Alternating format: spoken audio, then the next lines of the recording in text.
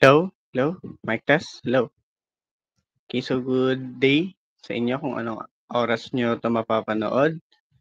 Okay, so this short discussion about table of specification ay sana panoorin nyo kasi ito ay kasama sa final exam. And sa face-to-face classes, magkakaroon tayo ng on-the-spot computation with regard to this topic.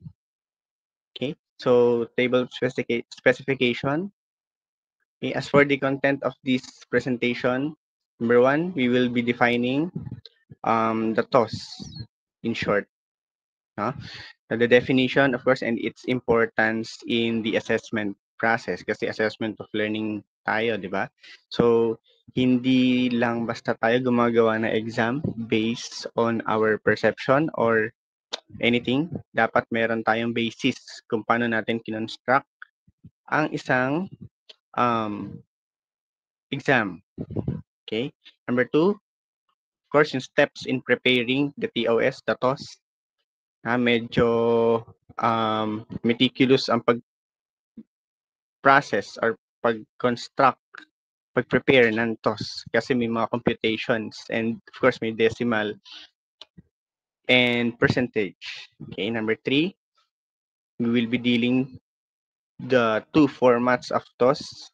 First is the one-way and second is of course the two-way. Hindi na kayo malilito kung ano yung two formats of TOS dahil yun lang naman yun, one-way and two-way format. Number four, TOS construction. Yan, dito na mag-workshop, mini workshop tayo, no? Or actually, since walang audience, ako lang din yung magsasagot. So yung right shop na to is for myself lang. Okay?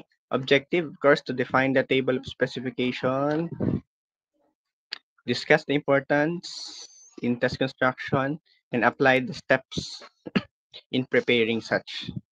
Okay, what is table of specification? Number one, it is a test blueprint for us teachers. Kung ang mga architecture and engineers, may blueprint sila in building a building. Tayo naman in creating or making an exam, we also have what we call the test blueprint. Test blueprint. No? Ito yung pinaka-framework natin or basis, reference, or guide to make an exam. Okay? It is a matrix. Bakit matrix? Kasi maraming tayong factors na kino-consider, no? Number one is the Bloom's taxonomy.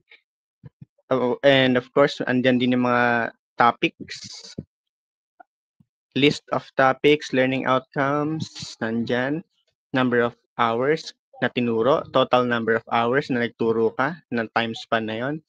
And nandito rin yung item placement, total number of items, kung ilan per topic yung ilalagay natin. And so, ganun siya. Kino-compute siya. Hindi lang pala siya talaga na based on perception natin, no? Na for example, sa lesson 1, maglalagay ka ng 10 items. Hindi lang pala siya ganun. So, dapat may computation based dun sa hours na tinuro mo yung topic na yon. Pag mas matagal mong tinuro yung topic, dapat mas marami rin yung test item na kukunin mo sa topic na yon. Okay, clear? It is a tool. Number 3, it is a tool used to ensure that a test measures the content and thinking skills that the test ensures to measure. Yan, ito yung number 1 to, di ba, sa ating mga ano ba yung effective and appropriate assessment tool? No, characteristic, characteristic of a effective assessment method. Dapat na measure niya yung content and thinking skills ng bata doon sa topic. Yun naman yung goal natin sa assessment, ma-measure natin yung natutunan nila. Okay? Okay, so what are the importance? Bakit natin ginagawa to? Pwede namang manghula na lang ng test, number of test items and kung anong uri ng type of exam. No? Number 1, it ensures that the fair and representative questions appear on the test. It means na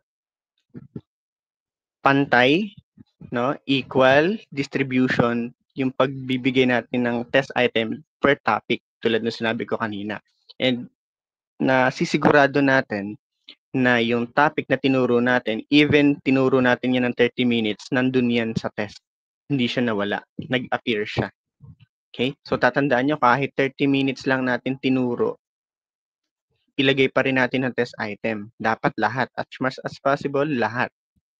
All topics are covered in your test blueprint or in your TOS.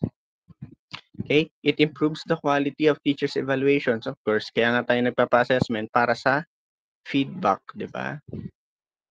Para magkaroon ng feedback. Ano ba yung mga types of feedback natin? Meron tayong mga figures tulad ng scores. Meron ding quality or quantity and quality type of feedback. Pag quality, outstanding, very good. Pag quantity, we are based siya sa numbers or scores. Okay.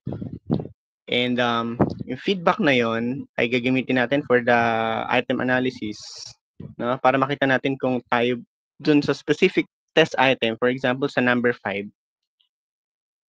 kung bakit kaunti lang yung nakasagot, no? Sa number 5, for example, only, okay? Baka tayo yung may problema sa pag-construct natin ng test.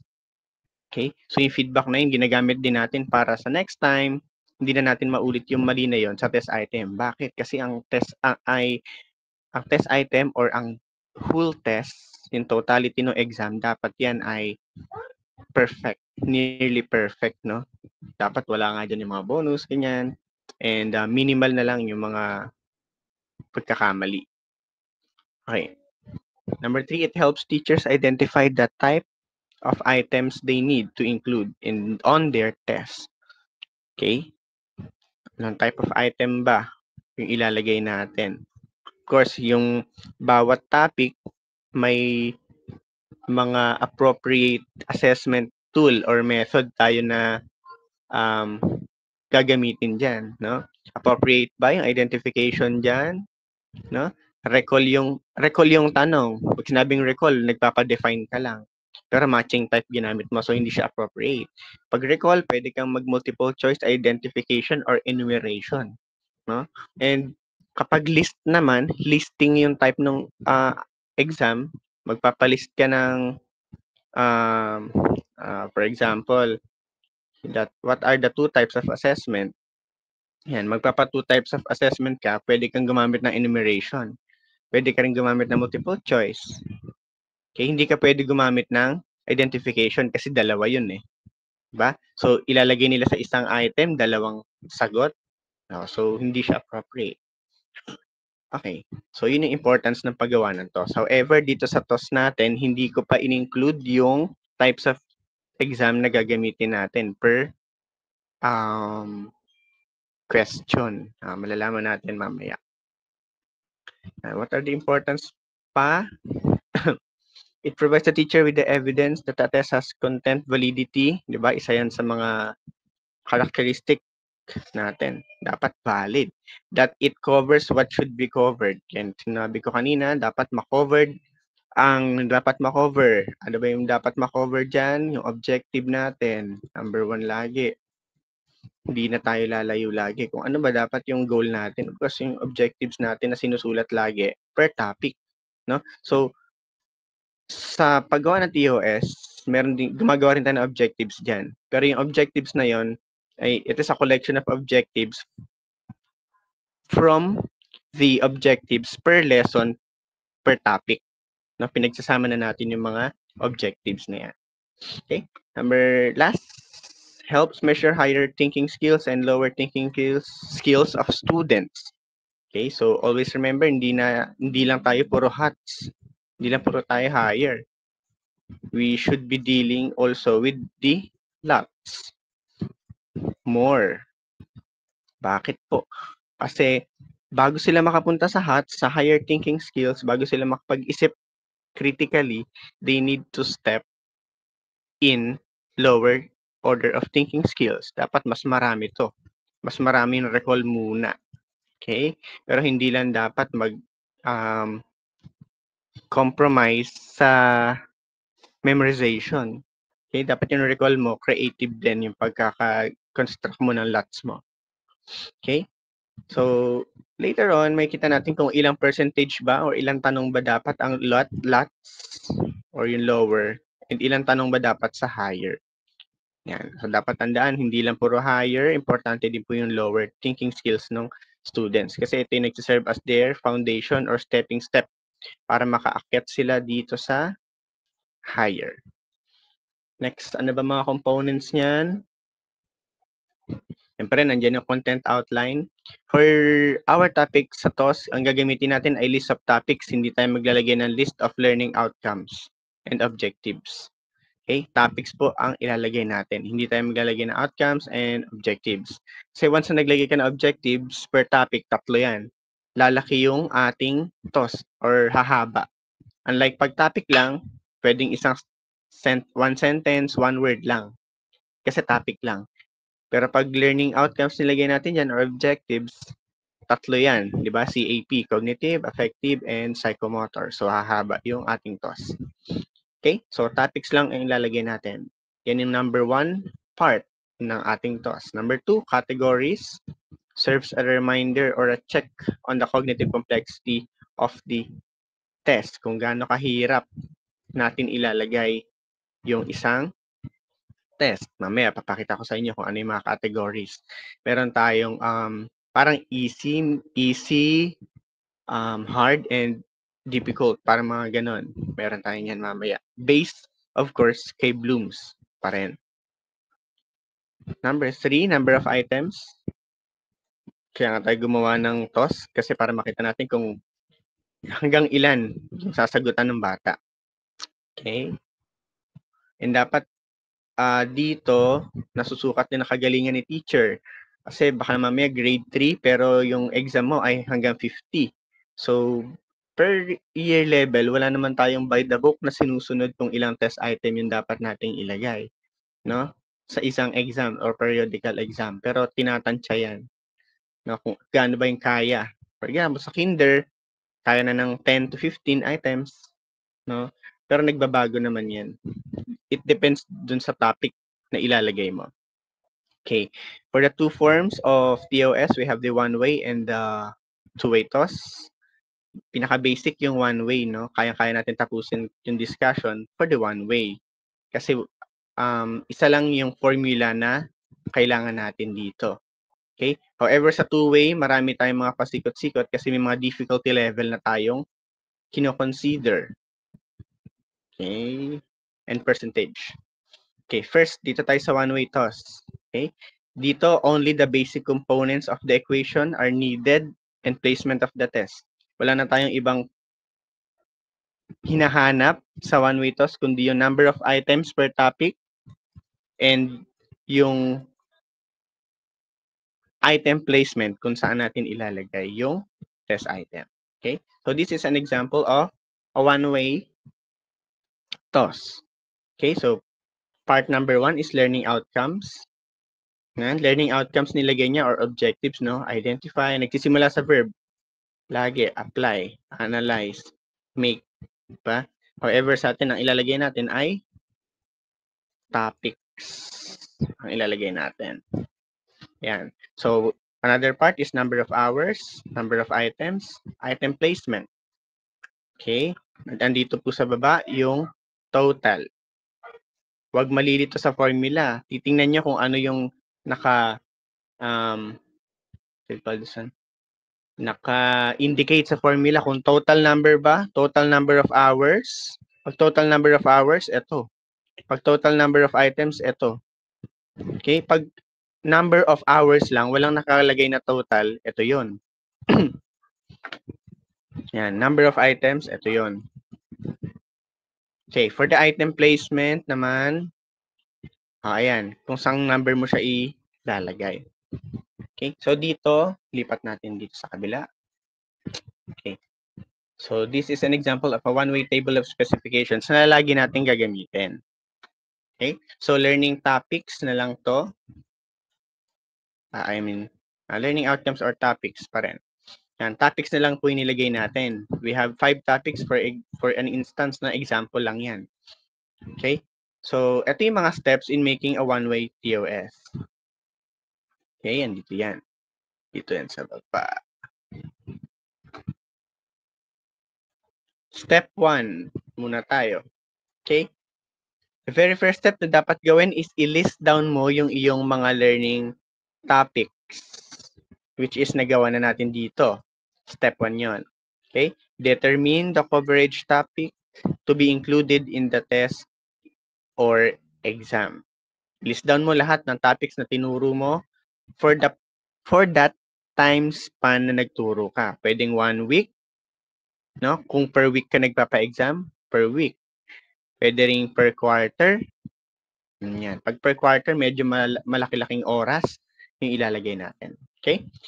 Ngayon, kapag meron ka ng topics, tapos ka na dyan, step 2, decide on the number of items to give in the test.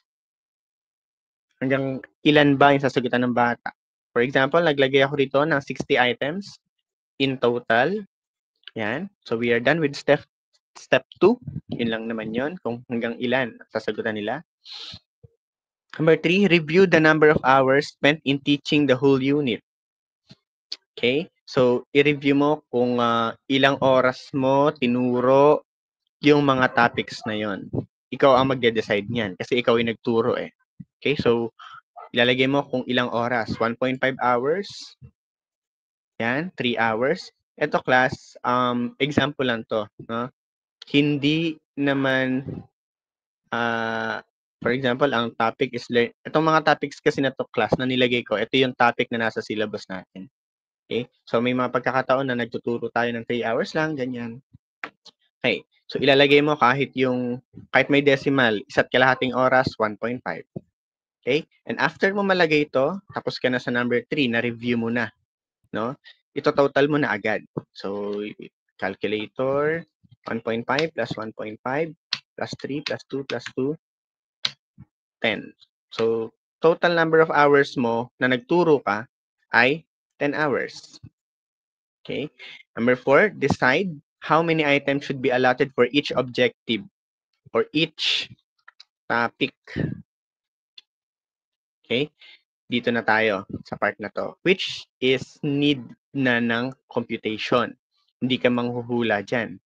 Okay? So, paano pa po ba kunin yan? The formula is this one. Total number of items, asan yun? Ito yun. 60 ang total number of items. Okay? Total number of items, divide mo sa total number of hours, which is 10.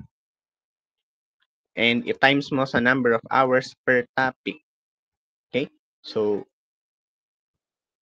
just to make the formula easier, 60 divide by 10. Pag-divide mo kay 10, saka mo ita-times kay 1.5 dito sa taas.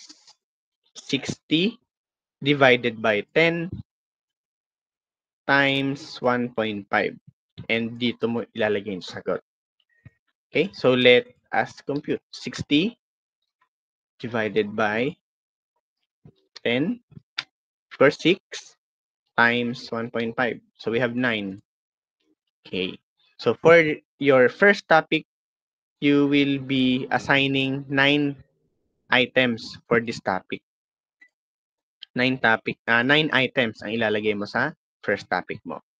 Okay? So, alam nyo na yung computation, ha? And since class, kung papansin niyo parehas lang naman 1.5, of course, 9 na lang din yan. Parehas yan eh. Diba? 60 divided by 10, 6. And 6 times 1.5, 9. Okay? Or next, dito tayo sa learning topic number 3. Okay? So, 60 divided by 10, 6 pa rin. 6 times 3, 18. And, okay?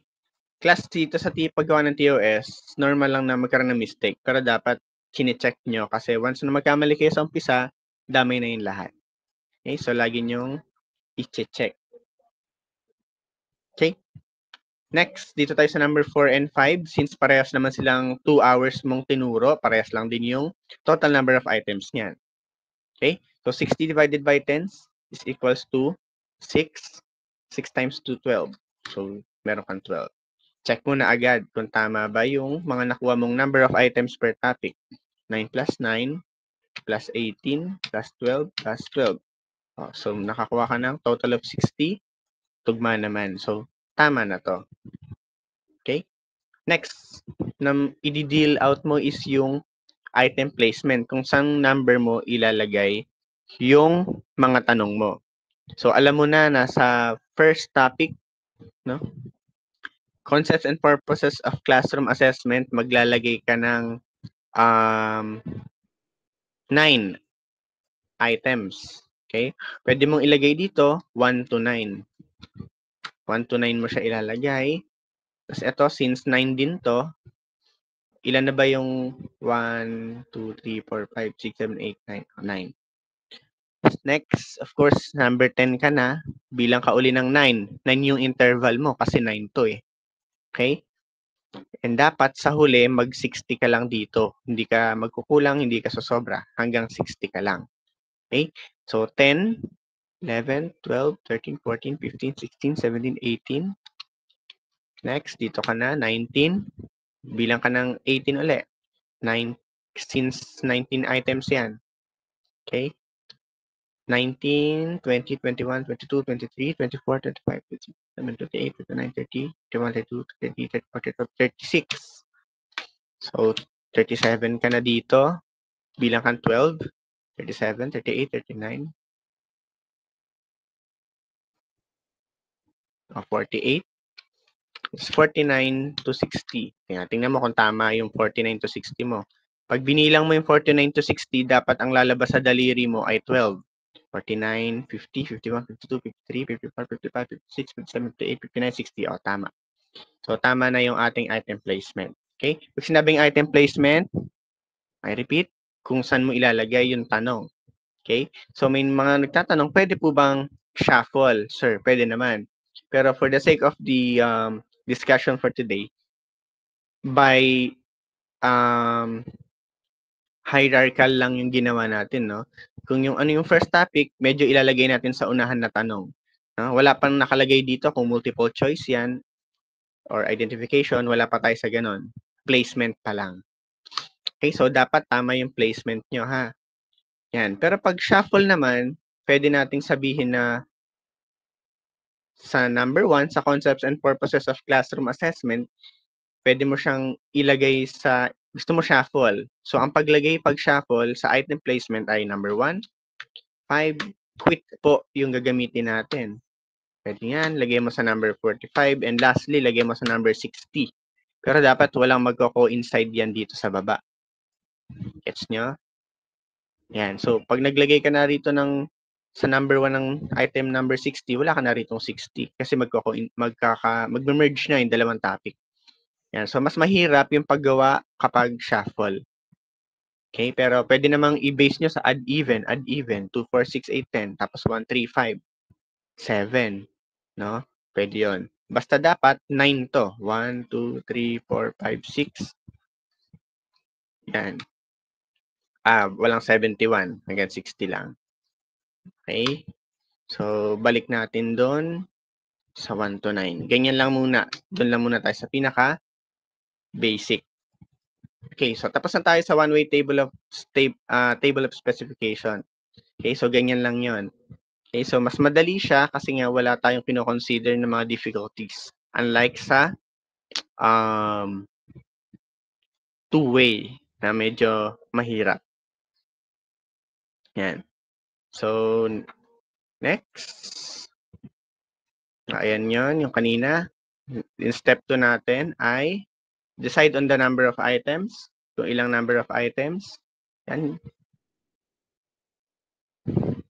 Nilagay niya kung ilang number of items, 60. Recall na lang to, recall to nung ginawa natin sa one way, ha. Number 3, step 3, nireview niya yung hours spent, nilagay niya to per topic and tinotal, no? Tapos dito na siya sa number of items, nag-compute na siya. Ayun yung formula. 60 divide mo sa 50, divide times mo sa 1.5, yun yung sagot dito. Okay? Pwede mo namang kunin na agad yung dito. 60 divided by 15. So you have 4. Ready, 4 na lang. 4 times 1.5. 4 times 3. 4 times 3. Paulit-ulit lang. Diba? Yan. Kasi yung ginawa niya rito, sala-salabat. Nakakalito. Okay, and for the last step, item placement. Yan, nilagyan niya. Number 1 to 6. Huwag kayong malilito rito ha. Baka mamaya hulaan nyo. 1 to 6 kasi 6 items. Yan. 6 yung interval.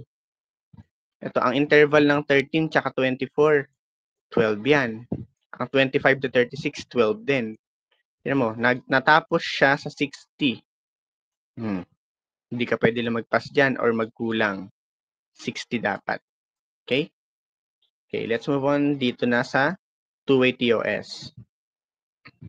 Dito naman sa two-way TOS, okay? Always remember na dapat yung topics ay concise. Okay? Prepare the learning outcomes to be included in the exam.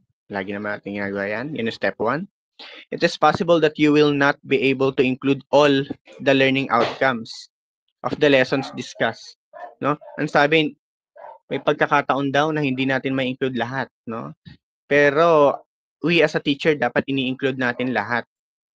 No? It is possible pa rin na ma-include lahat.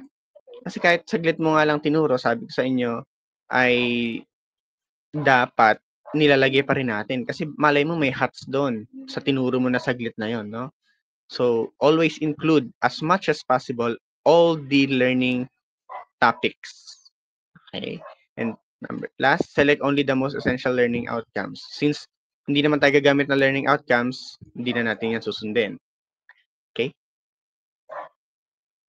Ayan. Tignan mo, nilagay niya learning outcomes. Identify. Pero sa atin, topics lang, di ba? Man's basic needs lang. Ayan. Basta nabanggit mo lang yung topic, okay na yun. Kasi hindi naman super important yung part na to. Ang importante yung computation mo rito. Kasi dito ka magbe-base ng iyong test. Okay.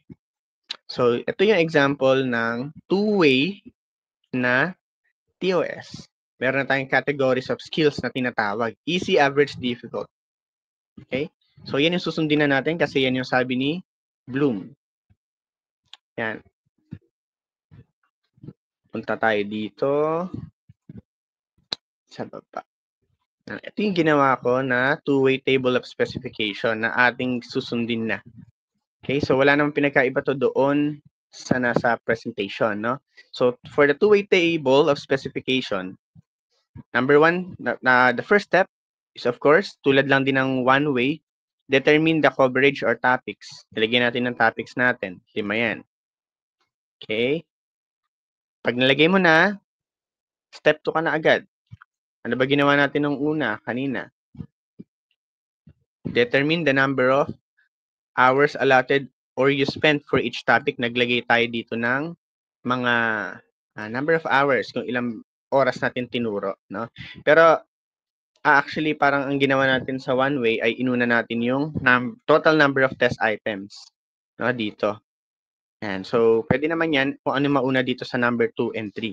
Unahin na natin siguro yung paglagay ng total number of test items.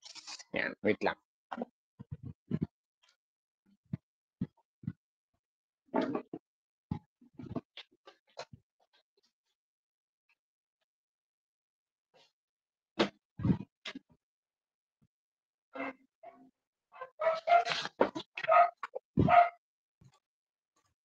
Okay. So, continuing, we are done with the step number 1. We already determined the topics that we need for the two-way TOS. Okay, so we will now proceed with step number 2 and 3. Okay, maglalagay na tayo ng total number of test items kung hanggang ilan ba yung sasagutan ng mga bata. So, for the sake of the discussion, we will be putting 60 total of items. And for the number of hours, pwedeng 3 hours kung tinuro to. Mga topics natin to eh. And 3 hours. Yeah. So we are done with steps number 1, 2, and 3. Okay, so pag naglagay ka na ng total number of hours mo per topic, i-total mo na agad para hindi ka na malilito. Okay, pag kumpleto naman na yung data, i-total mo na. 3 plus 1.5 plus, plus 3 plus 4.5 plus 3. So we have 15. Okay. Yan. So we are done with the first 3 steps. We will now go to step number 4, which is we will be determining the number of items per content area. Dito na tayo. Tulad lang din ng ginawa natin sa one way, no? So aalamin na natin kung ilang number of items ba yung ilalagay natin per topic. Pa lang kausap. Okay. So paano natin gagawin 'yon? Same procedure sa one way, no? Total number of items, ayan po 'yon. Divide by total number of hours times dito sa number of hours per topic. Okay? So ganun lang yung ikot. 60 divided by 15, ilan 'yon? 4 times 3, you have 12. Since 3 hours din to, 3 hours din to, 12 na rin yan. Okay? 60, again, dito tayo sa number 2, dito na tayo. Dito na. 60 divided by 15 equals 4. 4 times 1.5, we have 6. Okay? So, ang kulang na lang natin ay number 4. 60 divided by 15, we have 4. 4 times 4.5, ilan? We have 18. Yan. Okay, so for the total number of items per topic, sa topic number 1, we have 12. 12 ang tanong na ilalagay. Sa number 2, 6, 12, 18, and 12. Again, so compute natin kung tama ba na 60 yan. Okay? For the total number of items, number 1, we have 12 plus 6 plus 12 plus 18 plus 12. So, correct. We have 60. So, tama to. And ito. Okay? So, we will proceed with step number 5. We will be determining the level of difficulty and their percentage in the examination. Okay? So, dito meron in-specify si Bloom, no? Na categories of skills. Yeah, dito tayo. Yan, nag-determine tayo ng ito yung mga steps ha. Okay, mali ito. Determine tayo ng topics, nag-determine tayo ng hours allotted per each or per topic, total number of test items. Okay. Nag-determine na rin tayo per content area, tapos na rin yun. Yun yun. Ha? And dito na tayo sa 5. We will be determining the level of difficulty and their percentage in the examination based on the Bloom's taxonomy. Yes, and based on the Bloom's taxonomy. Revise. Revise tayo lagi. Okay? So, hindi na natin ginagamit yung luma kaya nga ni-revise kasi outdated na. So, we will be using always the revised Bloom's taxonomy. Okay? So, remember that sa easy part, 20%, average 50%, sa difficult 30%. Pag kinonvert mo sa decimal, kasi mamaya gagamit tayo ng multiplication, para hindi kayo mahirapan sa pag-multiply, hindi na kayo mag-multiply sa percentage, gagamit tayo ng decimal. Point yan ha. 0.20, 0.50, nakaspecify naman yan sa TOS, nilagay ko na. And 0.30. Sabi ni Bloom, under his revised taxonomy, for the remembering and understanding, we should have put at least 20% of test items. Okay? For the topic. No? For the applying and analyzing part, 50%. Evaluating and creating, 30%. mapapansin nyo, ito yung lots, 20% lang. And yung hats ay 30%. Mas marami yung hats. No? Pero bakit ko sinabi kanina na dapat mas marami yung lots? No? So kung mapapansin nyo, yung applying and analyzing is a separation between lots and hats. Na ibig sabihin, may mga lots pa rin tayong makukuha dito sa applying and analyzing. And may makukuha rin tayong hats dito. Parang pagitnaan nila tong 50% na ito. Okay? So, yun yung short explanation for this one. Yan. So, bakit iniba ko? Bakit ganito? Yan. So, nilagay ko yung percentage, nilagay ko rin yung decimal kung saan nyo i-multiply para di kayo mahirapan.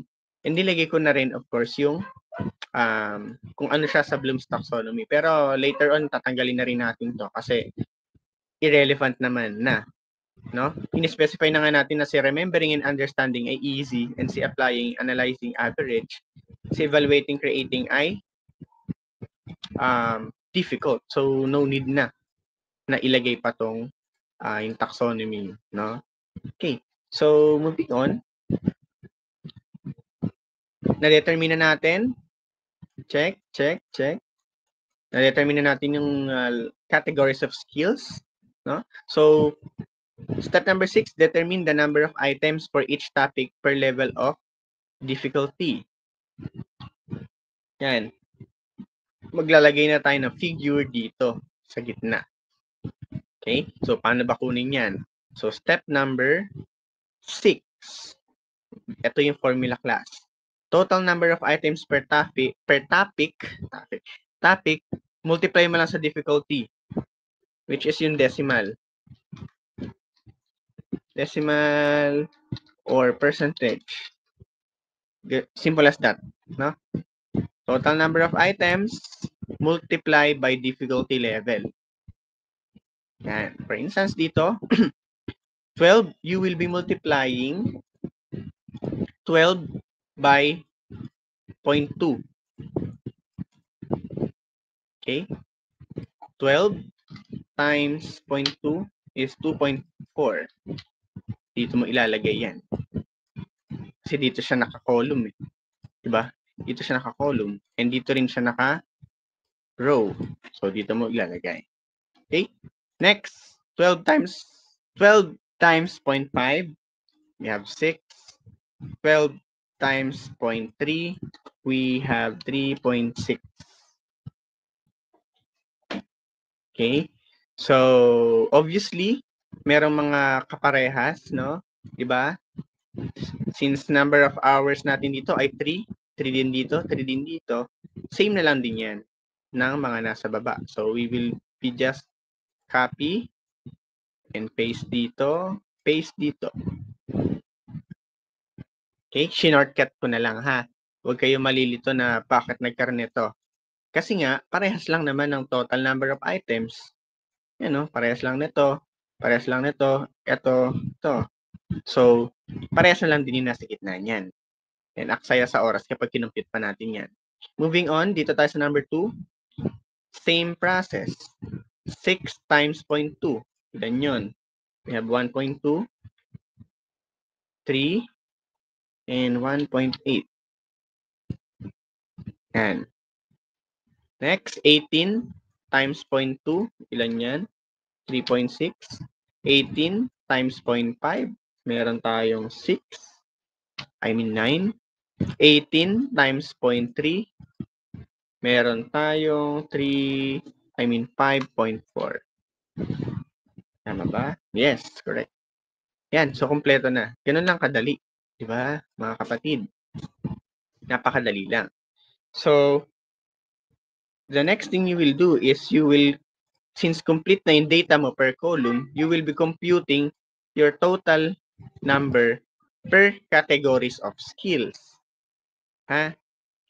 Dito ka na. Blanco pa to eh. So, it is your due diligence to complete the matrix kasi complete na yung iyong data. So, compute 2.4. Dito tayo ha. Adding lang yan. 1.2, 2.4, 3.6, plus 2.4. So, we have 12. Dito, 30, dito 18.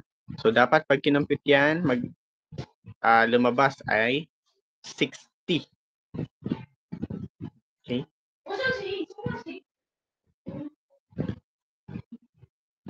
Okay. So, kung mapapansin nyo,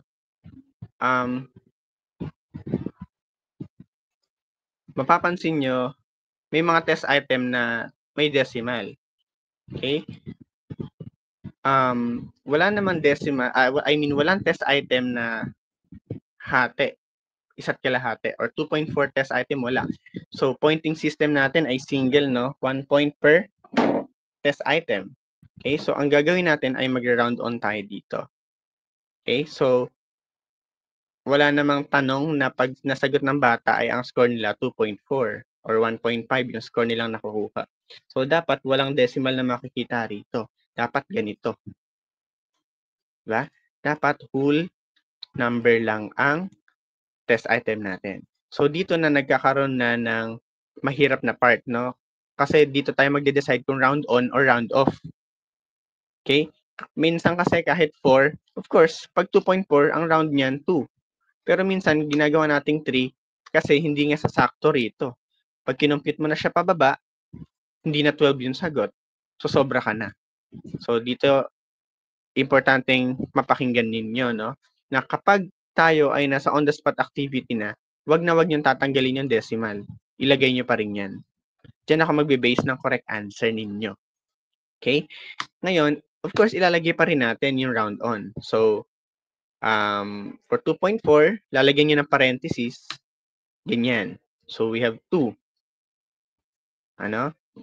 Dito, 2. Ilagay nyo lang muna ha. Ilalagay lang natin.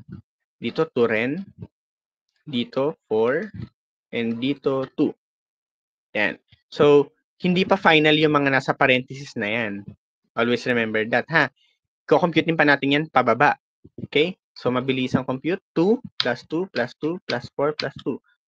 So, we have 12. So, technically, baka pwede na yan. Kasi 12 na eh. Okay? Pero magko-compute pa tayo horizontally. No? Hindi lang tayo patayo. Vertical. Meron din tayong computation horizontally na dapat mag-equal din to sa 12. Okay? So, dito tayo sa susunod. No? Sa 3.6, pwedeng i-round on natin. Magiging 4. Magiging 2, si 1.8. Ito, baka maging 5 na lang. Ito, magiging 4. Okay? So, hindi na natin kinompute to kasi whole number siya, walang decimal. Dito naman tayo sa third column, sa difficult, no? Dapat mag-equal siya sa 18. 4 plus 2 plus 4 plus 5 plus 4. So, 19. Tingnan nyo, 19. Sumobra tayo ng isa. So, magbabawas tayo dito. So, ano yung pwede nating bawasan dito? No? Yan. So, dito ka mamimili ng bawas mo. Okay? So, ang gagawin natin dito ay magbabawas tayo ng isa. Pwede dito sa 4. Yung topic number 1, gagawin na lang natin siyang 3. No? Paano sir pag dito ako nagbawas sa pangalawa? So, always remember na pag magbabawas tayo, dito tayo magbabawas muna sa umpisa para uniform tayong lahat. Okay? Para hindi yung iba sa pangatlo nagbawas, sa pangatlo, dapat dito sa unahan. Okay? Bakit po tayo dito nagbawas, sir, sa unahan? Kasi ito na yung mga topics na na-discuss mo ng matagal na. Pag naglagay ka ng marami rito, probably magkaroon ng mistake yung mga bata dyan. Hindi na nila masagot yan. Kaya dito tayo magpapahaging sa huli. Yan. Okay. So, compute natin ulit. 4 plus 2 plus 4 plus 5 plus 4. Binawasan na pala natin, ginawa natin 3. 3 plus 2 plus 4 plus 5 plus 4. Okay, so we have 18. Okay, so okay na tayo vertically. So we will be computing horizontally. Okay, so 2 plus 6 plus 3, we have 11. Tulad niyan, class. Yan na naman. Yan. So kulang 11. So dapat talaga merong isang magdadagdag tayo. So hindi pala pwede talaga. So dito 4 Try natin si 4. Sige, si 4. Ayan. Tapos dito sa pangalawa. Ayan, hanggang sa magtama para tayo nagsusudoku dito.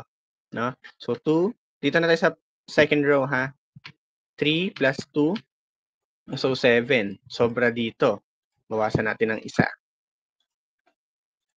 Yan. Sa third row, yan. Yung mga nasa parenthesis class, tentative lang yan. So, it is important na kapag meron tayong activity, meron kayong pencil muna.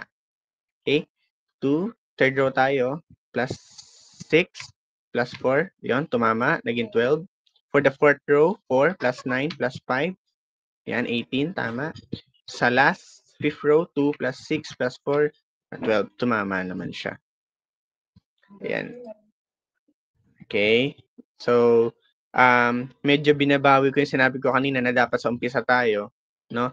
Kapag one way lang pala yon sa one way class. Pero kapag dito, check muna natin horizontally and vertically kung align, no? So, dito, tumama naman siyang 12. So, ito yung pinaka final answer ninyo, yung nasa loob ng parenthesis. Now, try natin patayo. 4 plus 1 plus 4 plus 5 plus 4. 4, 12 plus 6, 18. Tama. So, tama na tayo horizontally and vertically. So, we will be following these final answers. Okay, so ito yung final answer na. Okay, for the percentage naman, so we are done with step number 7. I mean 6. No, 6. Tapos na tayo dyan. So, dito na tayo sa last. Okay? So, remember class ha, huwag niyong tatanggalin yung decimal. Diyan ako magbe-base ng tamang sagot. Kasi pare-parehas tayo dyan. Okay? Dito, ako yung magde-decide or magche-check pala. Sorry, hindi magde-decide. No? Pero mas importante na i-check nyo horizontally and vertically yung computation natin. Pero hindi naman, bago ko naman ibigay sa inyo yung activity, of course, sasagutan ko yun. Okay? Yan. So, dito na tayo sa percentage. Percentage tayo. Okay? Sa percentage, ano ba yung pinaka common or obvious and common sense dito, no? The percentage is always 100%. 100% yung totality. And paano mo siya kukumputin? Sabi dito sa step number 7, solve for the percentage of items per objective or topic. And the formula is number of hours per topic. Multiply natin sa total number of hours and multiply lang siya sa 100. That's it. And importante yung sign, percentage. Ilalagay nyo yung percentage sign. Kasi pag naglagay kayo ng whole number lang dyan, di natin alam kung ano yan. Okay? So, importante yung unit or yung sign ng percentage, ha? Ang walang percentage or mark, sign ng percentage ay mali. Okay? Ayan. So, for the formula, number of hours per topic, multiply natin sa total number of hours times 100. Okay? Number of hours per topic, ito yun, si 3 divided by 15 times 100. Yun lang yun. 3 times, divide pala, no?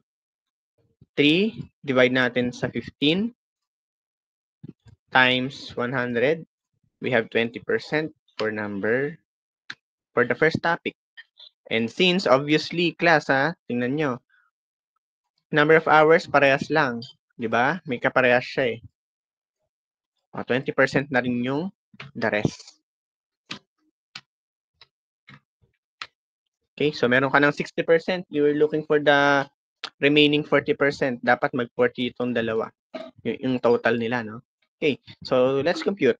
1.5, ito yan Number of hours, hindi total ha. Number of hours per topic, divide, saka mo siya i-divide sa total na 15 times 100. Kasi 100% eh. So, you have 10%. Dapat mag 30% tong ito, yung last. 4.5 divided by 15. Yung 15 yung total number of hours times 100%. So, 30%. Kompleto ka na. Total, 100%. Okay? So, dapat ganito yung makikita ko sa inyong mga activities. No? The raw tawag dyan, raw number, which is may decimal, kung may decimal ha. Pero kung ganito na, huwag nyo nang baguhin. Whole number yan eh. Hindi na natin binabago yan. Okay? Ang minamanipulate natin, itong may mga decimal. Yan. And yung final answer nyo, which is naka-enclose sa parenthesis. Okay? Tansyahan tayo dito ha. Okay. So, that's it. Balik tayo sa presentation. Yan, yung ginawa natin. Inulit lang niya. Salasalabat kasi siya compute eh. Ayan, dito, sinakto kasi niya yung total number of items sa total number of hours. Kaya yung mga nakuha niya, whole number. Wala siyang nakuhang mga decimal, no? Mas pinadali niya. Pero, in reality, hindi naman laging whole number yan. Mas magandang masanay kayo sa may decimal. Okay? Percentage na siya dito. Yun yung pinaka-last na gagawin nyo, yung percentage. Kapag na-compute nyo na yung percentage, tapos na kayo, of course, dito sa last na column. Okay? So, thank you. Yun lang yon. And I will be giving you this one. Itong ating nasagutan ng activity, no? And magsasend ako, class, ng activity sa inyo, ang asynchronous activity. Async number 2. Wala pang sagot. Okay. So, explain ko na habang nandito pa, no? Yan. So, ito, kailangan nyo ipa-print. Okay. Once printed sa long, no, black and white lang, okay lang yan. Ilalagay nyo, of course, you will write your name, section, the date. Okay. And, pupunan nyo lang yung mga blank. Okay. For the one-way table of specification, napakadali niyan. Ito lang yung i-determine nyo. Yan. Dapat tama yung sa item placement ha. Nilagay ko na yung interval dyan. So, mas madali yan. Now, dito sa two-way, okay, as per the instruction, you will be providing topics here. Kailangan yung topics connected sa subject. Ha? Tapos, kukompute nyo na. Nilagay ko na rin yung total sa baba. And item placement. For two-way table of specification, ang magiging clue nyo dito is yung item placement. Ha? Sinabi ko na. Para walang magkakamali. And dapat ang sagot dito ay kung decimal pa rin, ulitin ko, kung decimal, pag-aalisin si decimal. Okay? For example, 2.4 yun nandyan, ilalagay nyo yung parenthesis, yung ginawa natin. Kung paano yung ginawa natin sa discussion, yun din yung gagawin nyo rito. Okay? So, isasend ko to sa group chat and ipapasa to sa November 3 sa face-to-face. Kahit wala tayong klase sa Monday, ipapasa nyo sa akin ito. Okay? And we will be more strict with the submission. Kapag hindi ko na-receive sa Monday, yung hard copy or yung sagot nyo dito sa asynchronous activity number 2, hindi ko natatanggapin yan. Ha? Stricto muna tayo sa ating submission timeline. Okay, so that's it. And thank you for watching this video and sana panoorin ninyo, no? Okay, so thank you, class. See you.